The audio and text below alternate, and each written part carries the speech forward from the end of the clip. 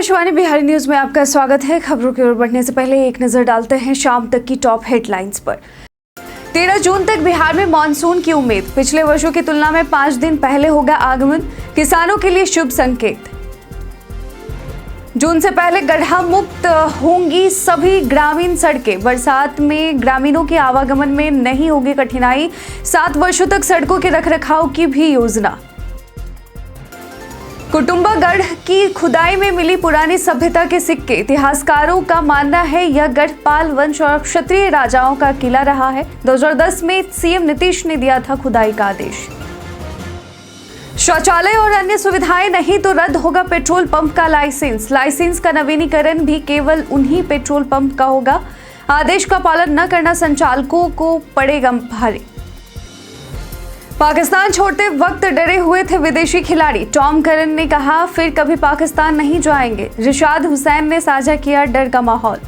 अब चलिए बढ़ते हैं शाम तक की बड़ी खबरों की ओर विस्तार से। जून से पहले गड्ढा मुक्त होंगी सभी ग्रामीण सड़कें। बिहार के ग्रामीण कार्य विभाग ने मानसून से पहले सभी ग्रामीण सड़कों को गड्ढा मुक्त करने का लक्ष्य निर्धारित किया है। विभागीय मंत्री अशोक चौधरी ने स्पष्ट कहा है कि जून से पहले यह कार्य हर हाल में पूरा हो ताकि बरसात में ग्रामीणों को आवागमन में कोई कठिनाई न हो।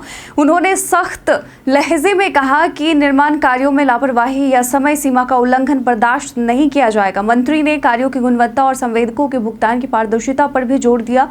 कार्यक्रम में बताया गया कि वित्तीय वर्ष 2024-25 में 14,087 पदों की स्वीकृति मिली है, जिनमें से कई पर कार्य शुरू हो चुका है। 7 वर्षों तक सड़कों के रखरखाव की भी योजना बनाई गई है। गर्मी की छुट्टियों में छात्रों के लिए लगेगा गणितीय समर कैंप 2025। जी हां, शिक्षा विभाग ने गर्मी की छुट्टियों में कक्षा 5 और 6 के छात्रों के लिए गणितीय समर कैंप 2025 आयोजित करने की घोषणा की है, जो 21 मई से 20 जून तक गांव और टोला स्तर पर संचालित होगा। और इस कैंप का उद्देश्य कमजोर छात्रों की गणितीय समझ को मजबूत करना है। इससे शिक्षकों में छुट्टी रद्द होने को लेकर चिंता बढ़ गई थी, लेकिन विभाग ने स्पष्ट किया है कि यह कैंप स्वयं सेवकों द्वारा चलाया जाएगा। डाइट प्रशिक्षु, कुशल युवा कार्यक्रम के छात्र, एनसीसी कैडेट्स, पॉलिटेक्निक छात्र आदि इसमें भाग लेंगे। ऐसे में शिक्षकों की गर्मी की छुट्टी जो है रद्द नहीं की जाएगी और उन्हें इस कार्य में नहीं लगाया जाएगा। पंजाब से पटना पहुंची पिंक बस। पटना में महिला स्पेशल पिंक बसों का परिचालन जून के दूसरे सप्ताह से शुरू होगा। वर्तमान में सभी बसें रोपड़ पंजाब से पटना पहुंच चुकी हैं और परमिट देने की प्रक्रिया मई तक पूरी हो जाएगी। और पहले चरण में पिंक बसें पटना, भागलपुर, मुजफ्फरपुर और पूर्णिया शहरों में चलेंगी। पटना में 10 पिंक बसें गांधी मैदान से विभिन्न रूटों पर चलेंगी, जैसे दानापुर स्टेशन, पटना एम्स और पटना साहिब स्टेशन। यह पहल महिलाओं को सुरक्षित यात्रा का अवसर प्रदान करेगी। इसके अलावा बिहार राज्य पथ परिवहन निगम 166 डिलक्स बसों का परिचालन भी इस माह से शुरू करने जा रहा है। 13 जून तक बिहार में मानसून की उम्मीद। भारतीय मौसम विज्ञान विभाग के पूर्वानुमान के अनुसार इस वर्ष मानसून 27 मई को केरल में दस्तक दे सकता है और सामान्य से 4 दिन पहले इसके चलते बिहार में भी मानसून के 13 से 15 जून के बीच पहुंचने की संभावना है, जो पिछले वर्षों की तुलना में लगभग 5 दिन पहले होगा। और यह समय से पहले आगमन किसानों के लिए शुभ संकेत माना जा रहा है, क्योंकि इससे धान, मक्का जैसी खरीफ फसलों की बुवाई समय पर और बेहतर ढंग से हो सकेगी। हालांकि कुल वर्षा की मात्रा अभी तय नहीं है और यह वैश्विक और स्थानीय मौसमी कारकों पर निर्भर करेगी। मानसून की स्थिति पर और अस्पष्टता 15 मई की आईएमडी रिपोर्ट से मिलेगी। पाकिस्तान की धोखाधड़ी में शहीद हुए बिहार के मोहम्मद इम्तियाज। सीज फायर उल्लंघन के बाद पाकिस्तान द्वारा की गई गोलीबारी में बिहार के छपरा जिले के नारायणपुर गांव के रहने वाले बीएसएफ के सब इंस्पेक्टर मोहम्मद इम्तियाज 10 मई 2025 को जम्मू कश्मीर के RS पूरा सेक्टर में शहीद हो गए। पाकिस्तान ने बिना किसी उकसावे के गोलीबारी शुरू की, जिसमें इम्तियाज शहीद हुए। उनका 1 महीना पहले ही घर आना हुआ था और उनका बेटा मोहम्मद इमरान पटना में बायोमेडिकल इंजीनियरिंग में कार्यरत है। बीएसएफ और अन्य अधिकारियों ने शहीद के परिजनों के प्रति गहरी संवेदना व्यक्त की है। उनके शौर्य को नमन किया गया है और उनकी शहादत को युवा पीढ़ी के लिए प्रेरणा का स्रोत बताया गया है। इम्तियाज ने अपने परिवार, देश और मातृभूमि की रक्षा करते हुए सर्वोच्च बलिदान दिया। कुटुंबागढ़ की खुदाई में मिली पुरानी सभ्यता के सिक्के। औरंगाबाद के कुटुंबा में स्थित 53 एकड़ में फैला ऐतिहासिक गढ़ प्राचीन सभ्यता का महत्वपूर्ण प्रतीक है। यहाँ की खुदाई में शुंग काल, हर्षवर्धन काल और वैष्णव काल से संबंधित अवशेष, देवी देवताओं की मूर्तियां, शीशे के बर्तन, लौह एवं ताम्र उपकरण और पुराने सिक्के मिले हैं। इतिहासकारों का मानना है कि यह गढ़ पाल वंश और क्षत्रिय राजाओं का किला रहा है। 2010 में मुख्यमंत्री नीतीश कुमार ने इसे ऐतिहासिक रहस्यों से भरा स्थल बताया और खुदाई का आदेश दिया था। हालांकि खुदाई सीमित स्तर पर हुई, जिससे अब भी कई रहस्य दबे हैं। स्थानीय लोग इस स्थल को पर्यटन स्थल के रूप में विकसित करने और व्यापक खुदाई की मांग कर रहे हैं ताकि दबी हुई सभ्यता सामने आ सके। LIC बिल्डिंग में लगी भीषण आग से भारी नुकसान। पटना एग्जीबिशन रोड पर LIC बिल्डिंग में आज सुबह भीषण आग लग गई, जिससे अफरा तफरी का माहौल बन गया। आग लगने की सूचना मिलते ही दमकल की कई गाड़ियां मौके पर पहुंची और करीब 2 घंटे की कड़ी मशक्कत के बाद आग पर काबू पाया गया। अधिकारियों के अनुसार आग LIC कार्यालय के IT डिपार्टमेंट के सर्वर रूम में सुबह लगभग 5 बजे शॉर्ट सर्किट के कारण लगी और इस हादसे में IT से जुड़े तमाम दस्तावेज, सॉफ्टवेयर और तकनीकी सिस्टम पूरी तरह जलकर नष्ट हो गए। प्रारंभिक अनुमान के मुताबिक LIC को करीब 10 करोड़ रुपए का नुकसान हुआ है। आग से भारी वित्तीय क्षति की आशंका जताई जा रही है।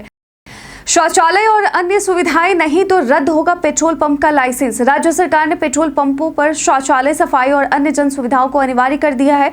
परिवहन विभाग ने साफ चेतावनी दी है कि अगर किसी पेट्रोल पंप पर महिला पुरुषों के लिए अलग अलग शौचालय, यूरिनल, साफ सफाई, रोशनी, पेयजल, फर्स्ट एड किट जैसी बुनियादी सुविधाएं नहीं पाई जाती हैं तो उस पंप का लाइसेंस निलंबित या रद्द किया जा सकता है। लाइसेंस का नवीनीकरण भी केवल उन्हीं पंपों का होगा जहां ये सुविधाएं उपलब्ध और दुरुस्त हैं। एक कर्मचारी की नियुक्ति कर नियमित सफाई सुनिश्चित करना अनिवार्य होगा। यात्रा के दौरान लोग अक्सर पेट्रोल पंपों पर रुकते हैं, इसलिए इन्हें सुरक्षित, स्वच्छ और सभी के अनुकूल बनाना जरूरी है। आदेश का पालन न करना संचालकों को भारी पड़ सकता है।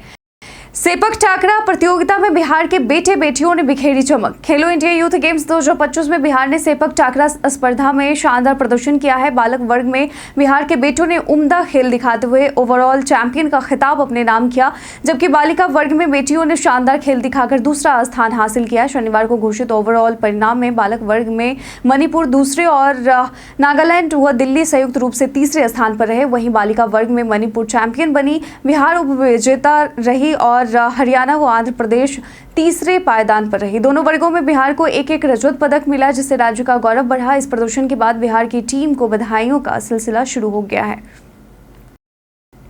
पटना एयरपोर्ट से 15 मई तक कई फ्लाइट्स रद्द। पटना एयरपोर्ट से 15 मई तक चंडीगढ़, हिंडन और भुवनेश्वर के लिए फ्लाइट्स रद्द रहेंगी। भारत पाकिस्तान के बीच बढ़ते तनाव के कारण इन उड़ानों को 10 मई से रद्द किया गया था और टिकट बुकिंग ऐप पर इन विमानों के लिए बुकिंग का विकल्प 15 मई तक उपलब्ध नहीं होगा। यात्रियों को पूरा रिफंड दिया जा रहा है। वहीं शनिवार को 1700 यात्रियों ने विभिन्न माध्यमों से टिकट रद्द किए, जिनमें कनेक्टिंग टिकट्स भी शामिल है। रेलवे स्टेशन पर लंबी दूरी की यात्रा करने वालों के लिए भी टिकट रद्द हो रहे हैं। यात्री अब दिल्ली से यात्रा कर पटना पहुंच रहे हैं, जिससे दिल्ली पटना ट्रेनों में भी भीड़ बढ़ी है। सावधान हो जाए, बिहार में चल रही फर्जी सरकारी वेबसाइटें। जी हां, बिहार सरकार के गृह विभाग ने चेतावनी दी है कि पटना हाई कोर्ट और अन्य सरकारी विभागों के नाम पर फर्जी वेबसाइटें चल रही हैं। इन वेबसाइटों के माध्यम से साइबर अपराधी सरकारी भर्तियों, परीक्षा परिणामों और कर्मचारी लॉगिन पोर्टलों का दावा करते हुए जनता की निजी जानकारी और बैंक डेटा चुरा रहे हैं। सरकार ने आर्थिक अपराध इकाई को जांच और कार्रवाई के निर्देश दिए हैं। लोगों से अपील की गई है कि वे केवल आधिकारिक वेबसाइटों का ही इस्तेमाल करें और किसी भी असामान्य लिंक से बचें ताकि वे धोखाधड़ी से बच सके। अक्षरा सिंह ने किया गाना रिलीज न करने का ऐलान। भोजपुरी एक्ट्रेस अक्षरा सिंह ने हाल ही में भारत पाकिस्तान के बढ़ते तनाव के बीच एक बड़ा ऐलान किया। उन्होंने अपने इंस्टाग्राम अकाउंट पर पोस्ट साझा करते हुए कहा कि जब तक हालात सामान्य नहीं हो जाते तब तक उनका कोई गाना या पोस्ट रिलीज नहीं होगा। अक्षरा ने इस कठिन समय में देश के साथ एकजुटता दिखाई और लिखा कि वह भारतीय सेना के साथ खड़ी हैं। उन्होंने भगवान से देश के जवानों की सलामती और शांति की दुआ की। अक्षरा के इस फैसले पर सोशल मीडिया यूजर्स ने उनकी सराहना की है और इससे पहले भी उन्होंने भारतीय सेना की तारीफ की थी।